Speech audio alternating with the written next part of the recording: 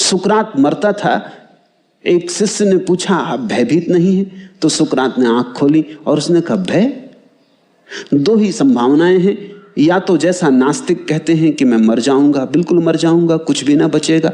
जब कुछ बचेगा ही नहीं तो भय किसका, किसको होगा? बात खत्म हो गई। सुकरात ना रहा, खत्म हो गई बात। रह के भी क्या करना था? इतने दिन रहे तो भी क्या कर लिया? जन्म के पहले भी नहीं थे तब तो कोई तकलीफ नहीं थी, मौत के बाद फिर नहीं हो जाएंगे तो तकलीफ क्या है?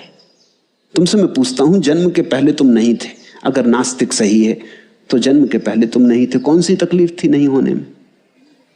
कोई याद आती तकलीफ? जन्म के पहले की कोई तकलीफ याद है? जब थे ही नहीं तो तकलीफ कैसी? जब कोई था ही नहीं तो तकलीफ किसको? मरने के बाद फिर नहीं हो गए तो अब घबराना क्या है? फिर वैसे ही हो गए जैसे जन्म के पहले थे, ऐसे ही समझो। तो सुकरात ने कहा अगर नास्तिक सही है कि आत्मा समाप्त हो जाएगी मृत्यु में, कुछ भी ना बचेगा, तो भय क्या?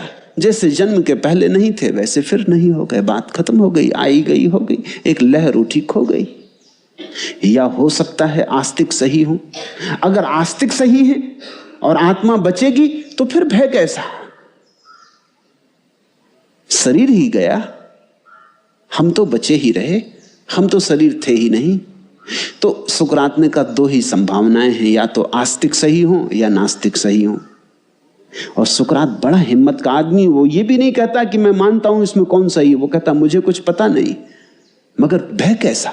दो में से कोई एक ही ठीक हो सकता है, दोनों हालत में भय व्यर्थ है।